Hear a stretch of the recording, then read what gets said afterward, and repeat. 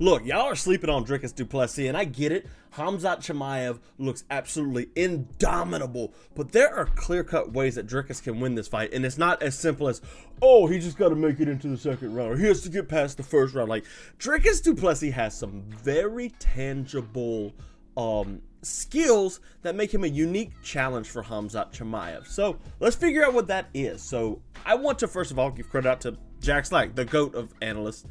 He talked about today on his Boycast, his Patreon, about the different types of takedowns that Chimaev uses, and it's 3. Khamzat Chimaev uses 3 takedowns, and there's the one against the fence that he likes to push.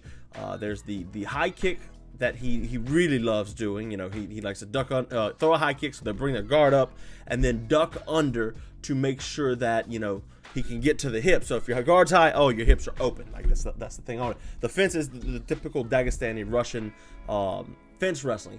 And the third one is a overhand or a right cross to an outside single. I don't have a problem with Dricus Du Plessis on 2 of those. Against the fence, I think he's going to be okay.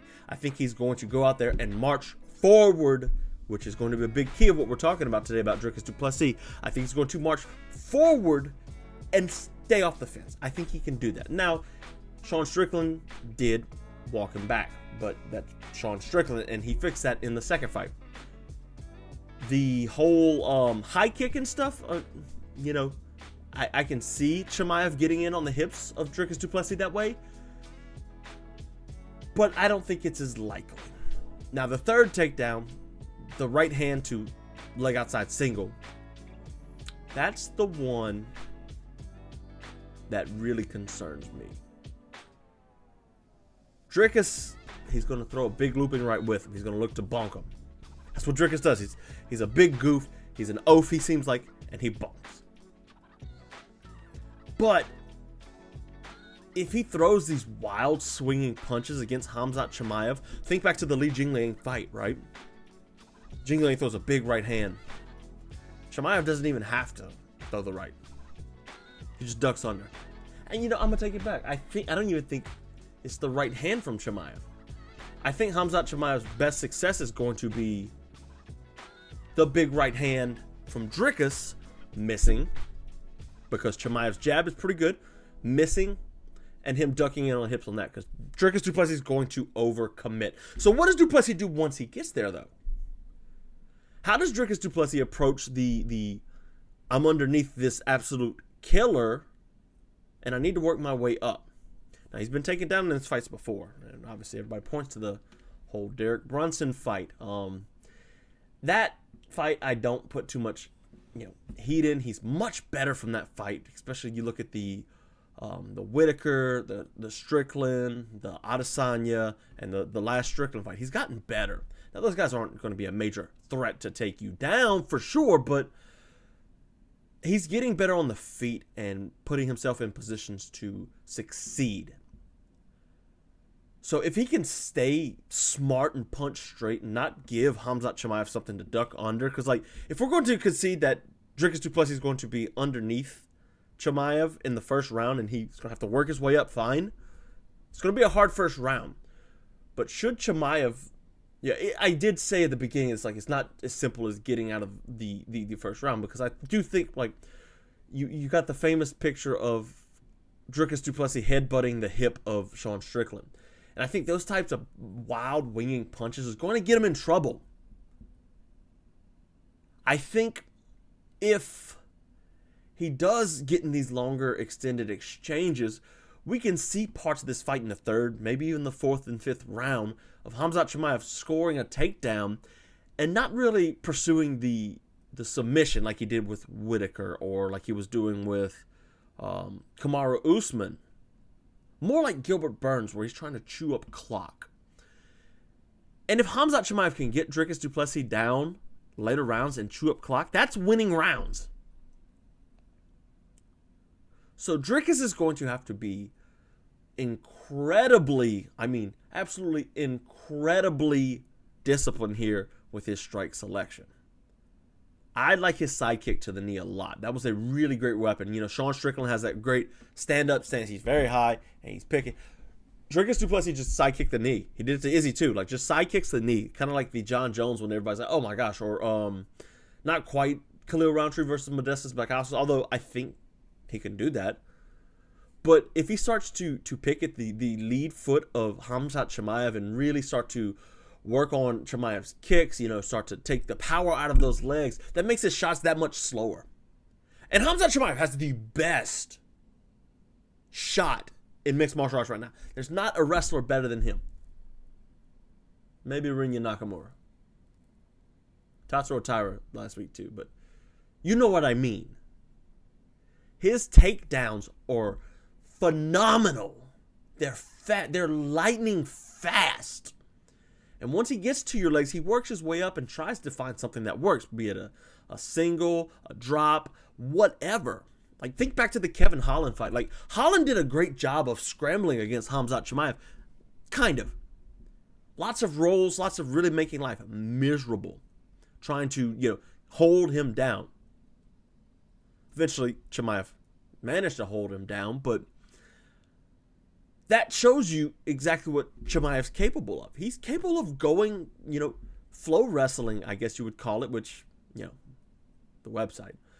But he's capable of flowing and being like, okay, let's go, we're going. Okay, how about this? No, okay. How about I try and get you back? No, okay, let's get your hook in. Let's cross this ride, this, that, and the other. And eventually he finds where he needs to be. Against, like, Robert Whittaker, he's always just kind of like, hey, I'm getting you to the ground. There's no way you got nothing to say about this.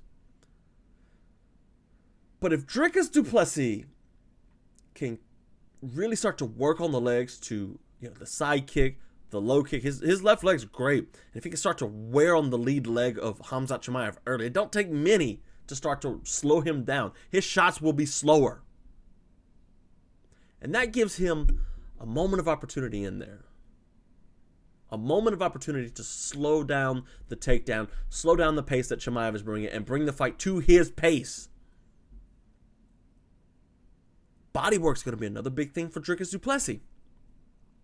If the cardio is not good for Khamzat Chimaev, you're going to be looking at somebody who wants to take the gas tank out.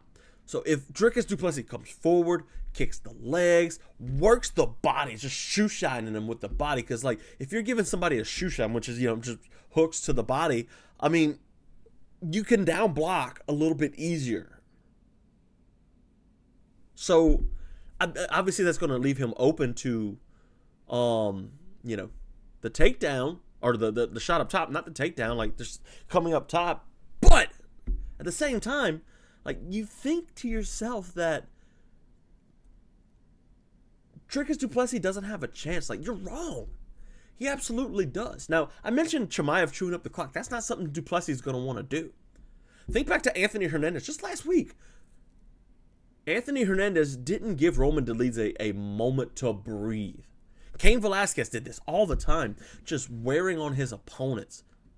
Making them wear him and striking at all times. That's why they were calling Anthony Hernandez Little Cain Velasquez. If you're new, go watch.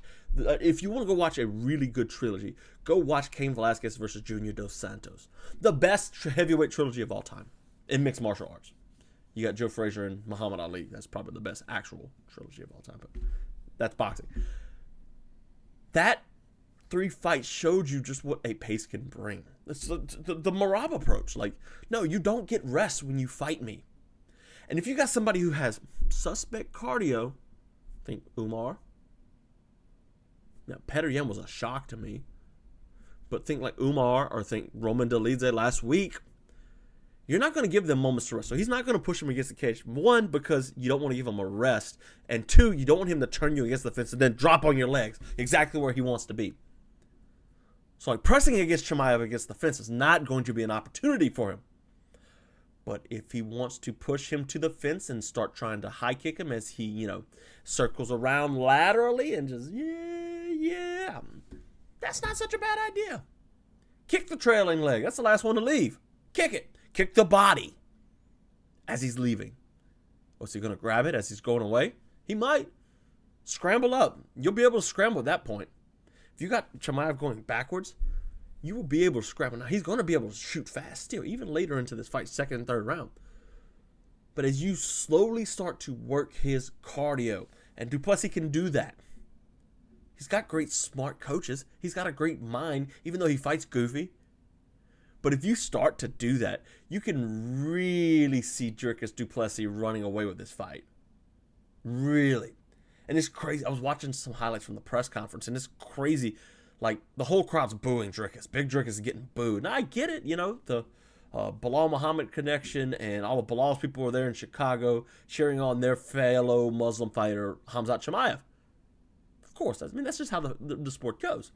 But it seems like Chimaev is incredibly destined for this title. It seems like it. His rise has been weird. We've seen chinks in the armor with Gilbert Burns and Kamaru Usman, where he kind of fades late in fights. He can't do that against Dricus. Now, if you want Chimaev to win against Dricus, yeah, you're going to pursue the takedown early, but you're going to do him smart. You don't want him just going out there, shoot, shoot, shoot, shoot, shoot. No. If you can put the fear of God into him, really start to, his striking is good-ish, it's serviceable, and it works to what his game does. But if you can go out there and put some hesitation in Dricus' game, that is really where Chimaev can shine. And if you got all these people booing him, and nobody likes Dricus, but he's been here before, but nobody liked him. But you do that, the threat of the takedown, and seemingly invincible, and he's in there, and the crowd's roaring. He realizes he's like a big underdog in this. That can get to you even if you're the champion. It does seem like Chimaev is destined to be the title holder. And it seemed like that for a very long time. It seemed like that since he's come into the UFC, really, during COVID. Obviously, he's had those bumps in the road with COVID and not able to get fights in the US and this and that and the other.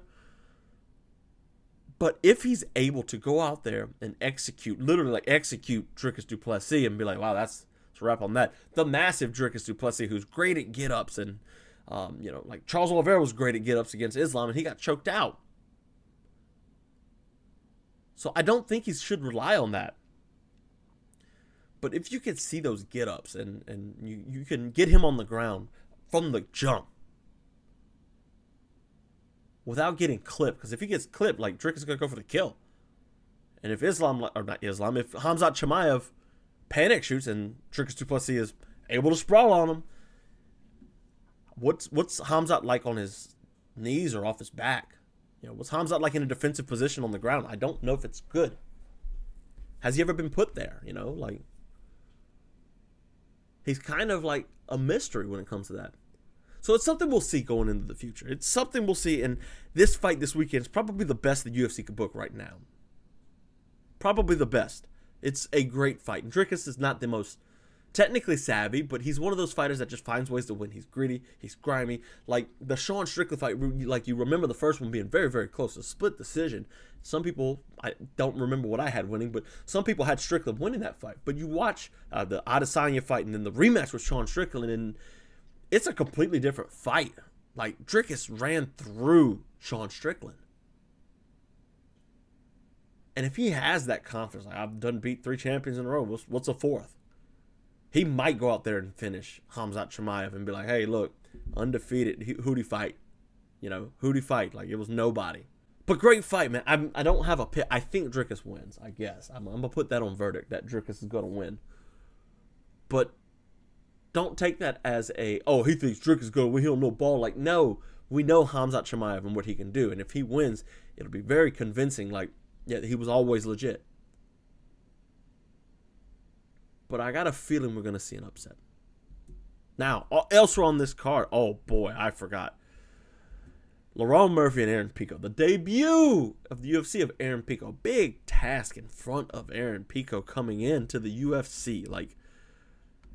That's as big of a task as he's going to get. So, featherweight, Murphy's ranked 6th. This will put him above Arnold Allen, probably Brian Ortega. Won't put him below Yair, but you got that. You got Diego Lopez taking on Jean Silva, which he'll probably get jumped by the winner of that, or he won't pass up Diego if Diego wins.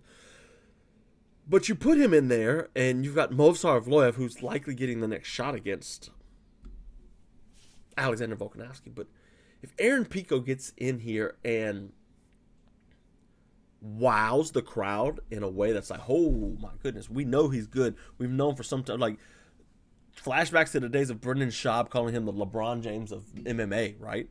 Like, we've known for a long time. Talk about Khamzat Chimaev earlier, how good he was. We've known for how long? For a long time that Aaron Pico was him. High-level wrestling, almost Olympic-level wrestling.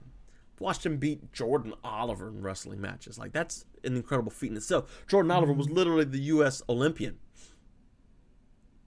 But you look at this, and then you're like, man, Aaron Pico's one of those fighters that can really come in here and make a huge statement. His statements, it's a tough fight. Lerone Murphy's no like slouch at all. He's very good at controlling the fight. So like if you go over, let's take a look at Murphy here on the web real quick. If you go over, I got the rankings pulled up. If you go up to Lerone Murphy, 16-0-1. Like, so he's been perfect. But you remember the Josh Emmett fight. Complete control. Emmett's a big right hand, so he knows what's happening. Dan Ige, complete control. Edson Barboza, he battered him. Culibao, Gabriel Santos, Makwan Americano, we're not really going to count that. But you'll see like a lot of decisions in here. Like the Tukagawa fight, the Douglas Silva de Andrade, Santos, and Culibao, you're like, okay, he should, like Edson Barboza, you should be able to finish him. Ige's tough, Emmett's tough. But you see all of these decisions, and that tells you, oh, is he boring? No, but that tells you Lerone Murphy's very good at controlling a fight. And he's going to control the fight with Aaron Pico. He's going to try. Now, what Aaron Pico brings to the table that none of his fighters before that he's fought is that wrestling game in combination with the giant body punches. So Lerone Murphy's going to have to come in here and be on his bike, first of all, be on his bicycle, get ready to go. But also, like, jabs. He's going to have to jab a lot. He's going to have to really go in there and expect to be moving a lot and keeping Aaron Pico at distance so he can't shoot. If he gets to the fence, he's going to be eating some body shots. He has to make sure that he's prepared to fight a fighter that's complete like Aaron Pico. Because if Aaron Pico gets Lerone Murphy to the ground, he's a violent guy. I've watched him throw elbows to the gut. That's how violent Aaron Pico is. And if you take like the Kennedy fight out of his equation and you go back and look after his like 3-loss skid, which he was thrown to the deep end against Corrales and stuff, actually, let's go ahead. I'll tell you what, let's just take a gander at it, right? So you go over and you look at Aaron Pico's 3 losses. You take out the Kennedy loss because he hurt himself, or 2 losses. I'm sorry, he lost to Henry Corrales. He bum rushing, because he got all of these first round knockouts. He was choked out in his debut. I forgot about that. But win, Leandro Higo, and you're like, okay, great. Give him Henry Corrales. Henry Corrales was actually pretty good at the time. Got overzealous and beat up. Adam Borix, he was same thing. Borix has got some good hands. But since then, check this out. Danny Carey, Solo Hatley Jr., John De Jesus, Aiden Lee, that's a Cage Warriors champion. Justin Gonzalez. Adley Edwards, that shoulder injury after the end of round 1 to Jeremy Kennedy, and then James Gonzalez, Pedro Carvillo, and then he beat the brakes off of Henry Corrales, which, that's neither here nor there. Henry Corrales is, not the same fighter that he was. But now he's taking on the toughest challenge to date. He's been on a tear. He's been nearly perfect since those 2 losses to Henry Corrales and Adam Borix. I think Pico wins here, and I think it's one of those standout performances. You're like, wow, okay, he's getting the shot over Movsar Evloev, because nobody wants to see Movsar Evloev, especially the UFC. They don't want to see Evloev get the title fight. So, I mean, it's one of those situations where you're like, okay, yeah, I get it. Elsewhere on this card here, Jeff Neal and Carlos Prates. Prates is coming off of his loss to Ian Gary, but this Jeff Neal fight's kind of one of those ones. It's like, all right, I get what's going on here. We need to get Prates back in the win column. This is how you do it. Yeah, sorry, that was a bit much. Jared Cannonier's taking a weird fight against Michael Venom Page. I really like Cannonier lately, man. He's done a good job of trying new things, and despite him losing fights recently, he's got the Nasruddin Imavov and the Caballero losses, but like that Gregory Rodriguez one was great because he survived. Like he survived and managed to come in and get some work done. I get it. That was perfect. But like the Vettori fight and the Strickland fight, the split decision, he blew up his knee. Was that against Vettori? I don't know, but he tries interesting things. He'll switch stances and he'll do different things that make him a unique challenge. Now, Michael Page is a really hard challenge. Cannonier has bricks for hands, but like if you watch, he's really not used them lately. The Gregory Rodriguez knockout, yeah, it was kind of because Rodriguez doesn't have a gas tank, too big for 185. But then again, Cannonier was a heavyweight. But like the Vettori is notorious hard to strike, knockout. Sean Strickland's hard to knock out. Adesanya, he couldn't knock him out. Brunson, those elbows were mean. That was 2022 though. Kelvin Gastelum, hard to knock out. Whitaker, tough fight. Knocked out Hermanson with a huge uppercut. Anderson Silva with the leg injury because of the leg kick. David Brantley, like he has some knockouts, but he hasn't really had a actual knockout since Brunson in 2022. 3 years later, had that year layoff. Man, I just don't know if Michael Page is big enough to fight a Jarrett Cannonier. And I don't think Cannonier's going to be able to catch him. I think he's going to have to be crafty. He's going to have to go in there and wrestle. Grab onto Michael Page. Oh, guy's faster than you. How do you slow him down? You grab him. Come here, right? You grab him and you slow him down by holding on to him for dear life. And Cannonier probably can wrestle Michael Page and beat him up. Look for like a Brunson-type knockout on that one. I think it's pretty cool. Tim Elliott is fighting Kaya Sakura, which is an interesting one because Elliott's really weird and hard to hit. And he comes striking at really weird angles. And Asakura is like a really good cross. So we'll see kind of what, Kaya Asakura could bring to the table. His UFC debut was against Alexandre Pantoja, which was like a tall ass coming over from Ryzen. But this is a fight Asakura can win, but it's also one that he can lose because of how weird Elliott is. Now, Elliott is well over the hill. You go and you look at his record right here, and you can kind of see like, okay, Mokaev managed to choke him out. He beat Sumerdarji. Is he going to be able to come in and wrestle? That's a possibility. Nicolau beat him. Royval, Askar Askarov, and Figueiredo. Those were 3 hard fights in a row. What's Askar Askarov been up to? That was a weird cut. He went to ACA, I believe. Hadn't fought since 23, so might as well be retired. He's such a weird fighter, and he won that season of Ultimate Fighter. Remember that season was great, by the way, because it had Figueiredo, Pantoja, Marino on it. Kaikar France, I believe, was on it too. Yeah, because him and Marino followed that season. So you look at this guy, and Kaya Sakura, who's really straight-laced, really a textbook fighter, and I did a film study on him. You can check that in Fighting Film Studies playlist. He likes to make car crashes with his right hand, with his cross. And I think he can do that, Elliott, but he does run the risk of getting, caught in that transition. Baysungar Sursurkarev, the guy who just won like last Tuesday on Contender Series, is fighting Eric Nolan. Front kick, this guy's really good. Y'all like him. Oleszczuk and Gerald Meerschaert. We always like us a good Gerald Meerschaert fight. Really cool to see him and Oleszczuk go at it. That'll be a fun fight. Meerschaert's really hard to predict and fight. Jessica Andrade and Lupe Godinez. If Lupe doesn't win this, she doesn't deserve to be into the top 5 or top of the division, because it's like Jessica Andrade's beyond washed. You don't need to be losing to her in our Lord and Savior's year of 2025. Hernandez and Hooper's a weird fight, so Hernandez can come out really strong and really start to hurt Hooper, but Hooper's takedowns have been much better. His hands have been much better, and he doesn't get himself in such bad spots lately, so I can really see Chase Hooper beating Alexander Hernandez. He's been on a really good run lately too. Slava Claus, so you see him fighting a really good kickboxer right here. Going back to the Mean Machine Steve Garcia, Nick Fiore, Jordan Leavitt, which was a fun fight. Slava Claus, Clay Guida, and Jim Miller. So he's fought like 3 really good wrestlers or 2 really good wrestlers and a good striker in a row. I lean Hooper on this, guys. I just don't think Hernandez has what it takes to beat Chase Hooper. Edson Barboza and Drakkar Klose. That's a fight that Barboza should be taking. Happy he's back at 55. 45 was a unique experience and kind of, didn't like it. Nurshurtin Ruzaboyev and Brian Battle. That's a fun fight. I know you didn't expect the Butcher to come in here to lose to a Azerbaijan dude. Is that where that flag is? I'm sorry. Uzbekistan dude, I'm sorry. The butcher's not going to let it. Karini Silva and Dion Barboza, okay.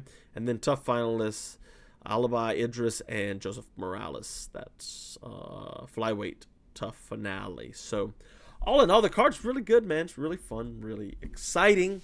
Got some really interesting things, especially at the top, the main event fight with Dricus and Khamzat Chimaev. I picked Dricus, man, but it's kind of like just a gut pick.